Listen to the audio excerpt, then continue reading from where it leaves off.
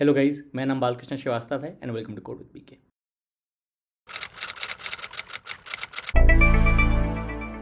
तो शुरू करने से पहले इट इज़ रिक्वेस्ट कि प्लीज़ सब्सक्राइब करें मेरे चैनल को, क्योंकि मेरा चैनल नया है और आपका सपोर्ट बहुत इंपॉर्टेंट है। सो प्लीज़ सब्सक्राइब करें मेरे चैनल को। तो इस वीडियो में हम टाइम कॉम्प्लेक्सिटी के बारे में बात करेंगे और हम बहुत ज़्यादा डिटेल में नहीं जाएंगे। हम उतना ही पढ़ेंगे जितना आपके exam IC class 12 computer science के लिए इंपॉर्टेंट है। बहुत डिटेल में ये आप तब पढ़ोगे अगर आप बीटेक करो कंप्यूटर साइंस में या फिर आपको इस फील्ड में इंटरेस्ट है, तभी इसका फ़ायदा है। लेकिन आपके एग्ज़ाम भर के लिए जितना है उतना मैं बस बताने की कोशिश करूँगा कि आपके सवाल कैसे आ सकते हैं, आपको क्या याद रखना चाहिए और कॉन्सेप्ट्स क्या क्या होते हैं। ओके, तो हम बात करेंगे कॉम्प्लेक्सिटी की। ओके, तो कॉम्प्लेक्सिटी बेसिकली होता क्या है कि बहुत ही ख़राब है हैंडराइटिंग। तो कॉम्प्लेक्सिटी बेसिकली आप दो तरीके से होती है। एक होता है टाइम कॉम्प्लेक्सिटी होता है, ओके, और होता है स्पेस कॉम्प्लेक्सिटी। ये टाइम और स्पेस इसलिए है क्योंकि आप अगर कोई प्रोग्राम चला रहे हो, मतलब प्रोग्राम चला रहे हो in order to solve problem, ठीक है।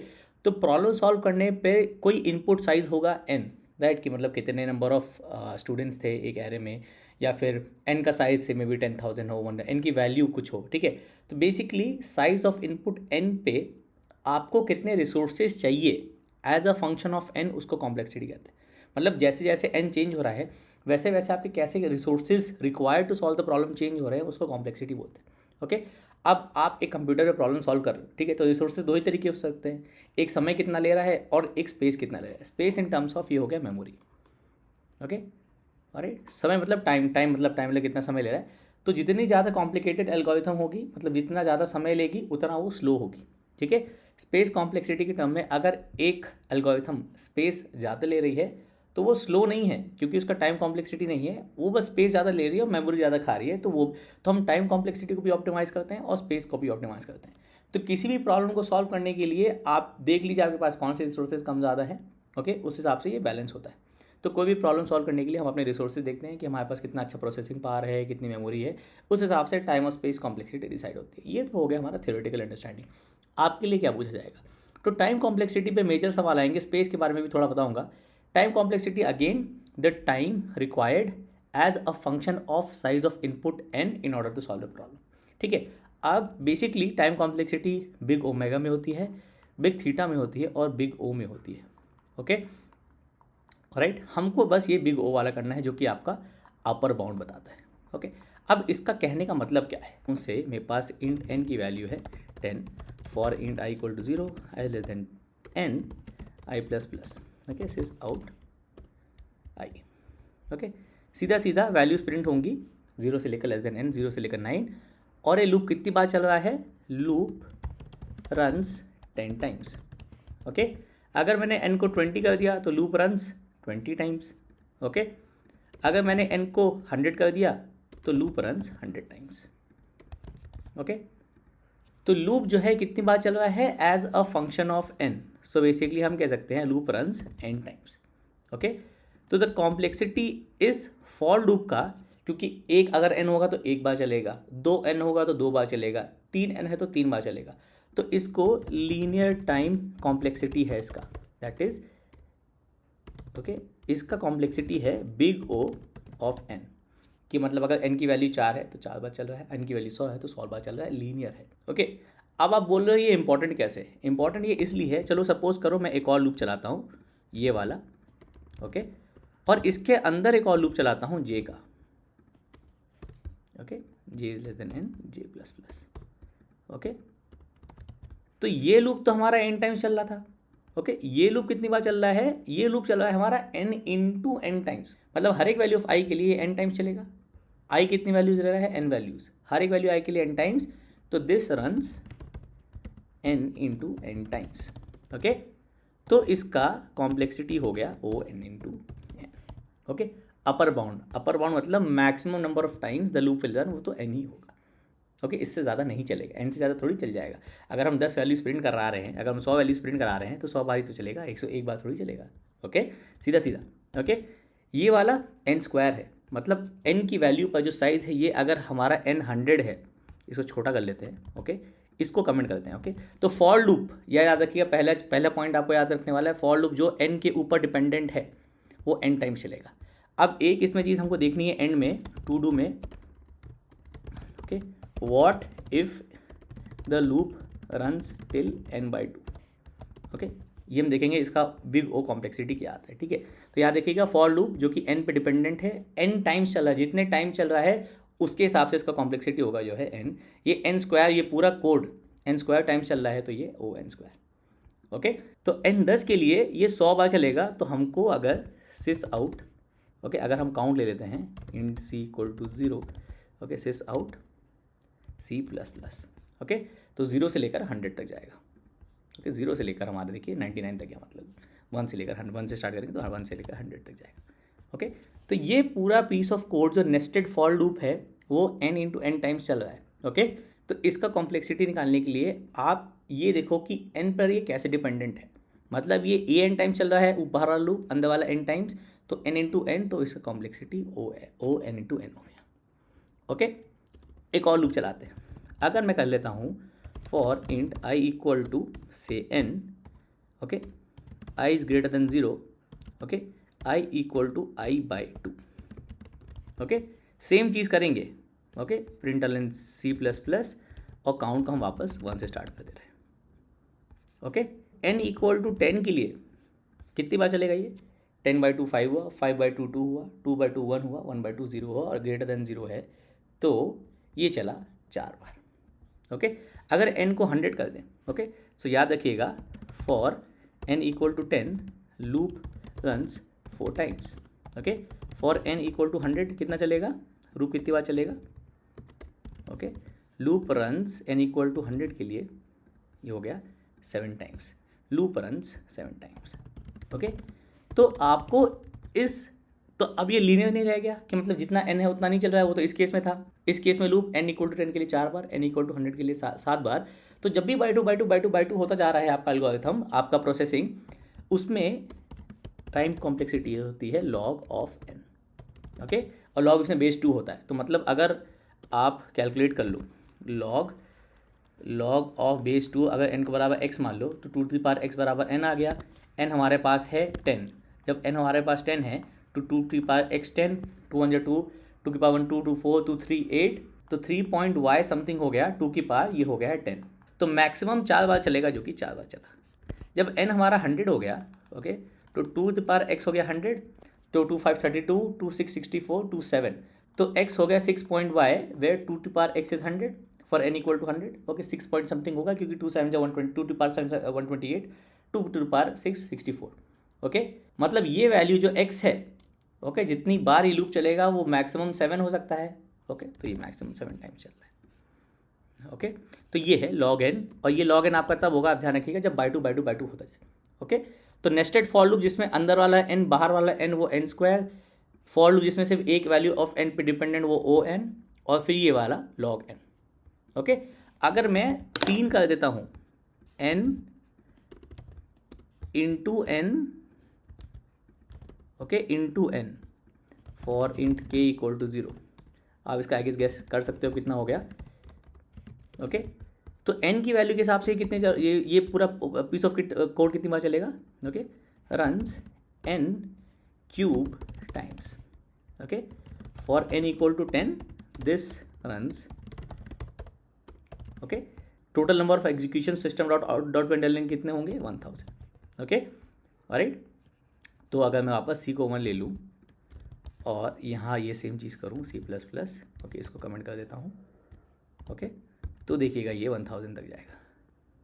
ओह, n इक्वल टू 10 करते हैं, n इक्वल टू 100 के लिए 10 टू पावर 6 हो गया, 10 के लिए 1000। ओके, तो n क्यूब है इसका, तो इसका टाइम कॉम्प्लेक्सिटी हो गया o n into n। Okay, वापस जाते जो मैं समझा रहा था आपको, तो इसे बोलते हैं अपर बाउंड, मतलब इससे ज़्यादा नहीं चलेगा, इसलिए ये वाला जो लूप है मैक्सिमम n टाइम चलेगा, उससे ज़्यादा नहीं, तो अपर बाउंड इसका big O complexity o n, इसलिए हम बिग ओ में काम करते हैं ताकि हमको पता चले कि अपर बाउंड मतलब मैक्सिमम नंबर ऑफ स्टेप्स इस एल्गोरिथम को कंप्लीट करने में कितने लगेंगे, based on the value, based on the input value n। तो अगर n 10 है तो 10 स्टेप्स में ये लूप खत्म हो जाएगा, जो कि सही है। ओके, इस केस में अगर n 10 है तो 100 स्टेप्स में, ओके, ये खत्म हो जाएगा, इसलिए देखिए जब आप ये प्रिंट कराए थे तो ये 100 तक जा रहा था। ओके, सिमिलरली इस केस में अगर n 10 है तो 1000 तक जाएगा, मतलब n क्यूब टाइम्स तक चलेगा। ओके, ये वाला अंदर वाला एग्जीक्यूशन एन क्यूब टाइप्स तक चलेगा। ओके, आई कैन अंडरस्टैंड आपको कन्फ्यूजन हो रहा है कि हम बाहर वाले लूप काउंट क्यों नहीं कर रहे हैं। हम ये काउंट कर रहे हैं कि ये हमारा एम है ये काउंट करना कि ये पूरा कोड जब कंप्लीट हो जाएगा, जब हम यहाँ पे फॉर लूप के बाद आ जाएंगे, तो इसको पूरे को करने में कितने स्टेप्स लग रहे हैं वो आप काउंट कर सकते हो अंदर का एक प्रिंट स्टेटमेंट टाइप करके। ओके, तो जब C1 से स्टार्ट हो रहा है और कुल 1000 तक जा रहा है, तो आप बता पा रहे हो कि 1 से 1000 तक चल रहा है, मतलब 10 की पावर 3 मतलब n into n। Okay, alright, और ये अपर बाउंड होता है, ये याद रखना, मैक्सिमम नंबर ऑफ स्टेप्स होता है इसका। ऑलराइट, तो ऐसे ही आपको करना है। आपको कॉम्प्लेक्सिटी निकालने के लिए आप देखिए as a function of input n algorithm कितनी बार चल रही है। लीनियर टाइम चल रही है, इसको लीनियर टाइम कहते हैं, इसको लॉग बोलते हैं, इसको क्यूब बोलते हैं। ओके, लीनियर है, स्क्वायर है, क्यूब है। ओके, एक और होती है complexity O n log n, जो कि सॉर्टिंग में होता है। ओके, तो इसमें आपका सॉर्टिंग आ जाता है, जो आप आई डोंट थिंक आपके सिलेबस में है, मर्ज सॉर्ट हो जाता है। ओके, और क्विक सॉर्ट हो जाता है। ओके, आपके बाकी स्टैंडर्ड एल्गोरिथम्स, बबल सॉर्ट, फिर आता है सिलेक्शन सॉर्ट, ओके, फिर आता है इंसर्शन सॉर्ट, ये सब O(n)² है। बस याद कर लीजिएगा, ज़्यादा दिमाग नहीं लगाना है। अगर आपको एक एरे जिसका साइज n है उसको सॉर्ट करना है, तो उसकी टाइम कॉम्प्लेक्सिटी O(n)² होती है, ये ध्यान रखिएगा। Okay, to sort an array of size n, okay, time complexity big O के टर्म्स में ये है, मतलब maximum number of steps to sort an array using bubble sort of size n will be n²। मतलब अगर array का size 5 है तो मैक्सिमम 25 स्टेप्स में आपका एरे सॉर्ट हो जाएगा। ओके, ऑलराइट, क्योंकि बबल सॉर्ट में भी नेस्टेड लूप होता है, लूप के अंदर लूप होता है, सिलेक्शन सॉर्ट के भी अंदर नेस्टेड लूप होता है, और इंसर्शन सॉर्ट के भी अंदर नेस्टेड लूप होता है। ओके, ये आपको याद रखना है। फिर एक और आप याद रख सकते हो जो लीनियर सर्च है। ओके, लीनियर सर्च में क्या करते हो, एक एरे को लेफ्ट से राइट तक आइटरेट करते हो, एलिमेंट को ढूंढते हो। ओके, तो अगर आप लीनियर सर्च कर रहे हो, सपोज करो इस एरे पे जिसमें वैल्यूज़ हैं 2 3 8 7 6, length of this array is n = 5, आप ढूंढ रहे हो 6। ओके, तो the maximum number of comparisons कितने लगेंगे इन ऑर्डर टू फाइंड 6? एक इस वैल्यू से कंपेयर करोगे, क्योंकि लीनियर सर्च में एक एक करके कंपेयर करते हैं।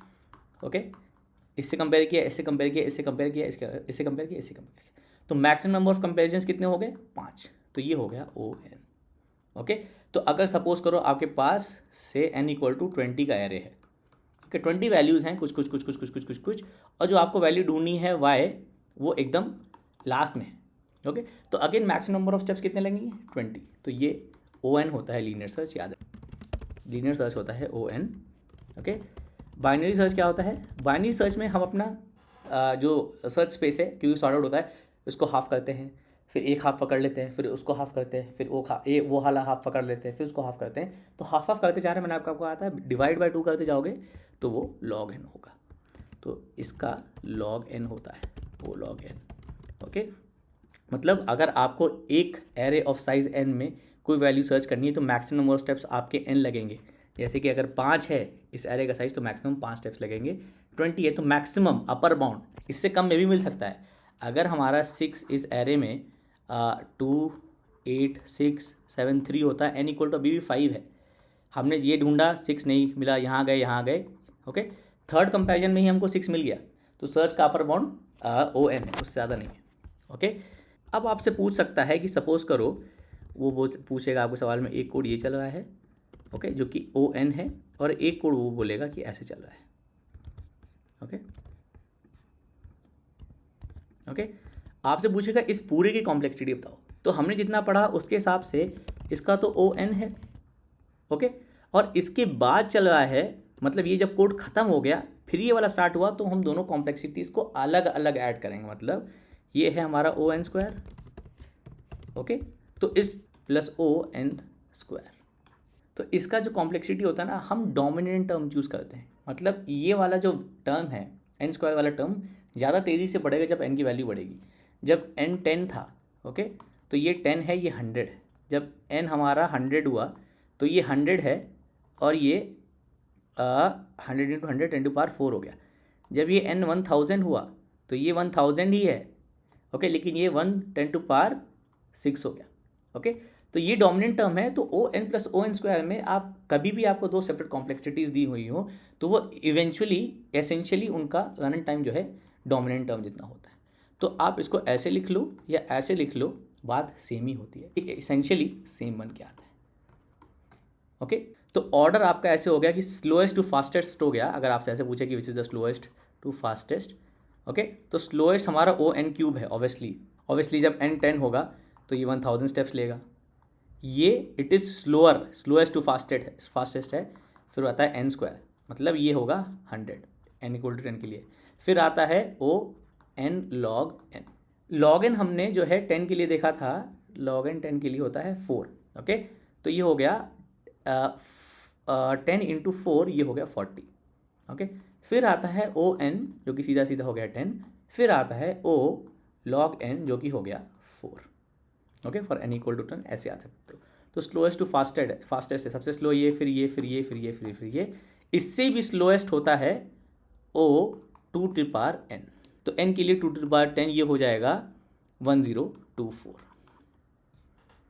ओके, ये स्लोएस्ट टू फास्टेस्ट है, फास्टेस्ट log n, फिर n, फिर n log n, फिर n², फिर n³। ओके, ये याद रखिएगा। ओके, ये आपसे पूछ सकते हैं। दूसरा ये कि अगर मैं आपसे पूछा था कि अगर what is the loop run till n/2, अगर हमारा कॉम्प्लेक्सिटी O(n) है फॉर लूप का। ओके, सिंपल फॉर लूप जो n टाइम्स चल रहा है उसका कॉम्प्लेक्सिटी O(n) है।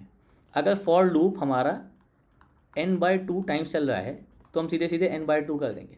ओके, क्योंकि अभी भी n पे डिपेंडेंट है। अगर n 10 था तो ये 5 बार चल रहा है, अगर n जो है 20 था तो ये 10 बार चल रहा है। ओके, तो इसका एसेंशियली कॉम्प्लेक्सिटी O(n) ही आएगा, क्योंकि n पे ही डिपेंडेंट है, अभी लीनियरली है।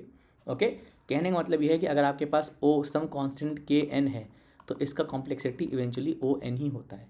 इसका मतलब यह है कि K कोई कांस्टेंट है, मतलब आप O(n) को K टाइम्स जोड़ रहे हो, तो यही आया ना। तो मतलब O(n+O(n+ समथिंग समथिंग O(n) आया, तो इसको इवेंचुअली O(n) ही कहते हैं। ऐसे सोच सकते हो आप कि अगर आपके पास K = 5 है, मतलब ये हो गया 5 × O(n), मतलब आप एक फॉर लूप सेपरेटली एक बार चलाया, फिर एक बार चलाया, फिर एक बार चलाया, फिर एक बार चलाया, ऐसे एक बार चलाया, फिर एक बार चलाया, फिर एक बार चलाया, फिर एक बार चलाया, फिर एक बार चलाया, तो ये O(n+O(n+O(n+O(n), तो O5n, मतलब ये O(n) ही। ओके, इस केस में O(n) ही लेते हैं। ऑलराइट, तो O(n) में भी अगर K कांस्टेंट है, okay, K has to be constant, function of n नहीं होना चाहिए, तो ये O(n) बन के आएगा। और ये किसी भी चीज़ के लिए, किसी भी बिग कॉम्प्लेक्सिटी के लिए OKn³ is effectively O(n³। Okay, और ये ऑर्डर बनाने का पॉइंट ये था कि जो जितना ज़्यादा टाइम लेगा वो डोमिनेंट टर्म है, वही कॉम्प्लेक्सिटी डिसाइड करेगा। जैसे इस केस में n² का कॉम्प्लेक्सिटी बड़ा है, स्लोअर है n² कंपेयर टू O(n), तो इसका इवेंचुअली O(n² है। अगर हमारे पास समथिंग लाइक दिस है O(n + log n + n², okay, तो ये इवेंचुअली O(n² है, क्योंकि n² log n और n से दोनों से स्लोअर है। ओके, डोमिनेंट टर्म है, सबसे ज़्यादा n² ही बढ़ेगा। स्लोअर कहने का मतलब ये है मेरा कि n जैसे जैसे बढ़ रहा है O(n² सबसे ज़्यादा बढ़ेगा, इसी को डोमिनेंट टर्म बोलते हैं। Okay, dominant term, okay, increases the most, okay, as the value of n, the size of input increases। okay, फिर अगर ले लेते हैं O(n + n log n) में, ओके, ये होगा O(n log n), क्योंकि n log n is slower than O(n), right. O(n + log n) में ये होगा O(n), ओके, क्योंकि log n स्लोअर है, राइट। इसमें बहुत सारी इंटरकेसेस होती हैं, डिटेल्स होता है, बट आपके लिए इतना बहुत है। और आई डोंट थिंक कि और कुछ है इसमें बताने लायक। सारे आपको स्टैंडर्ड कॉन्सेप्ट्स भी बता दिए, ये याद रखिएगा। Okay, right. और अगर आपको अलग से कोड दे दें, जैसे फॉर लूप दे दें, ये दे दें, तो उस हिसाब से देख लीजिए as a function of n क्या है।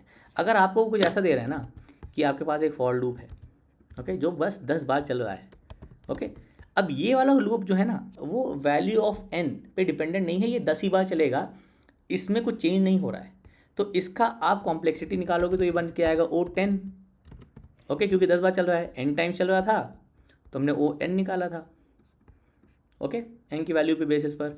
अभी 10 टाइम्स चल रहा है तो O(10) है, O(10) is effectively O(1), okay, जिसको हम कांस्टेंट टाइम कहते हैं। तो सबसे स्लो हो गया, सबसे फास्ट हो गया इनफैक्ट कांस्टेंट टाइम। ओके, मतलब ये वैल्यू ऑफ n पे डिपेंडेंट नहीं रही है, ये फिक्स्ड टाइम लेगा। ओके, इसलिए इसको कांस्टेंट टाइम बोलते हैं, याद रखिएगा, इसको कांस्टेंट टाइम बोलते हैं। तो अगर आपके पास फिर से ऐसा कुछ आ गया O(n + 2 + 3), ओके, कि आपके पास एक कोड है जिसमें n स्टेप्स हो रहे हैं, फिर 2 स्टेप और हो रहे हैं कांस्टेंट टाइम के, फिर 3 स्टेप और हो रहे हैं, तो ये तो कांस्टेंट हो गया ना। ओके, 2 जो स्टेप्स हो रहे हैं वो कांस्टेंट टाइम है, तो हम उसको नहीं लेंगे, वो एन पे डिपेंडेंट नहीं है, तो ये इफेक्टिवली ओ एन ही हो गया। ओके, अब कांस्टेंट टाइम कहने का मतलब ये है मेरा कि अगर मैं करता हूँ इंट जे इक्वल टू 10, ये कांस्टेंट टाइम ऑपरेशन है, ये फिक्स टाइम ले रहा है, इसमें ओ की वैल्यू कोई डिपेंडेंट नहीं है, इसको आप 1 मान सकते हो। ओके, इसको इन टर्म्स ऑफ रिलेट करने के टर्म्स में इसको हम 1 मानते हैं। ओके, अगर मैं एक प्रिंट स्टेटमेंट ले रहा हूँ, ओके, मैं प्रिंट कर रहा हूँ से हेलो, ये भी कांस्टेंट टाइम ऑपरेशन है, एक फिक्स टाइम लेगा, एन पे डिपेंडेंट नहीं है। ओके, तो सारे स्टेटमेंट्स जो कि एन पे डिपेंडेंट नहीं होते हैं वो कांस्टेंट टाइम होते हैं। अब थोड़ी इंट्रिकेसीज आ जाती है, जैसे स्ट्रिंग एस है हमारा हेलो, ये तो कांस्टेंट टाइम हो गया। ओके ओके, अगर हमने s equal to s plus s कर दिया, ओके, हमने प्रिंट कराया एस, इसको कमेंट कर देते हैं सब, ये याद रखिएगा। ओके, अगर loop fix number of time चल रहा है तो उसका कॉम्प्लेक्सिटी कांस्टेंट है। ओके, तो इसको चलाते हैं, ये वाला भी कमेंट कर देते हैं। ओके, तो ये वाला आप चलाओगे तो आपको हेलो हेलो मिलेगा। ठीक है, ये जो है कांस्टेंट टाइम ऑपरेशन नहीं है। ओके, बिकॉज ये लेंथ ऑफ द स्ट्रिंग पे डिपेंडेंट है, जितना लंबा स्ट्रिंग होगा उतना कॉन्कैटनेट करने में टाइम लगेगा। ओके, अगर आप ये करते इंट के इज जे प्लस 20, ऐड करना is a constant time operation, इसमें कोई अलग से टाइम नहीं लग रहा है, इसमें टाइम लग रहा है, तो ये ओ एन है where n is the length of the string. Okay, ये याद रखिएगा, अगर आपको 2 स्ट्रिंग्स ऐड करवा रहे हैं तो स्ट्रिंग ऐड करने में टाइम लगता है। ओके, तो इसको ओ एन कहते हैं, और where n is the length of the string, तो जितना बड़ा स्ट्रिंग होगा उतना टाइम लगेगा। ओके, इसलिए जब आप ऊपर पढ़ोगे ना, आप देखोगे आप स्ट्रिंग को बिल्ड करते हो, स्ट्रिंग बिल्डर यूज़ करके आप एक कॉन्कैटिनेशन, अगर आपके पास बहुत सारे कॉन्कैटिनेशन हो रहे हैं तो आप उसको अवॉइड करते हो। ओके, क्योंकि ये टाइम लेता है, बहुत सारे प्रोसेस होंगे, थोड़ा स्लो जाएगा। ओके, बात की बात है। एनीवेज, आगे मैंने आपको सब कुछ बता दिया टाइम कॉम्प्लेक्सिटी के बारे में। ओके, इसमें कुछ क्लियर ना हो तो बताना, आपको याद रखने वाला बस यही है कि कॉम्प्लेक्सिटीज़ याद रखिएगा, इनके जो ऑर्डर दिए हुए हैं वो याद रखिएगा। ओके, जो मैंने ऑर्डर ले रखे हैं यहाँ पर कि okay slowest to fastest, okay all right, in terms of size, मतलब ये व्हेन आई से स्लोएस्ट, इनका growth in terms of whether value of n, ये फंक्शन सबसे ज़्यादा बढ़ेगा, एन की सबसे ज़्यादा बढ़ेगा compare to n square, compare to n log n. Okay, जैसे जैसे वैल्यू ऑफ एन बढ़ेगी। ओके, डोमिनेंट टर्म बता दिया मैंने, क्योंकि वो डिसाइड करता है कि इवेंचुअल कॉम्प्लेक्सिटी क्या होगी। फिर ये और ये बराबर ही होते हैं, अगर अलग अलग से कोड चल रहा है, मतलब अलग से ऐड कर रहे हो या एक ही में ऐड कर रहे हो, इवेंचुअली बन के उसका टाइम कॉम्प्लेक्सिटी डोमिनेंट टर्म से ही डिसाइड होता है, ये ध्यान रखना। ओके, लीनियर सर्च के बारे में बता दिया कि कैसे होता है। ओके, स्पेस कॉम्प्लेक्सिटी आपके में पूछेगा नहीं, लेकिन स्पेस कॉम्प्लेक्सिटी सिमिलर कॉन्सेप्ट होता है, मतलब resources needed as a function of the input n, okay, to solve the problem. Okay, तो अगर आपसे वो पूछे कि इन सब एल्गोरिथम का, okay, to sort an array of size n, okay, space complexity क्या है? ओके, स्पेस कॉम्प्लेक्सिटी आपका सबका कांस्टेंट है। ओके, इसका कहने का मतलब है कि number of memory, the amount of memory that you need, वो एन पे डिपेंडेंट नहीं है। अगर आप बबल सॉर्ट कर रहे हो तो बबल सॉर्ट का कोड कुछ ऐसे होता है ना, तो ये बबल सॉर्ट कोड है, इसका टाइम कॉम्प्लेक्सिटी होगा ओ एन स्क्वायर। देखो, क्योंकि एक लूप एल पे डिपेंडेंट, उसके अंदर एक लूप एल पे डिपेंडेंट, तो ये इसका टाइम कॉम्प्लेक्सिटी होगा ओ एल स्क्वायर, मतलब जो भी वेरिएबल आपका साइज ऑफ इनपुट डिफाइन कर रहा हो।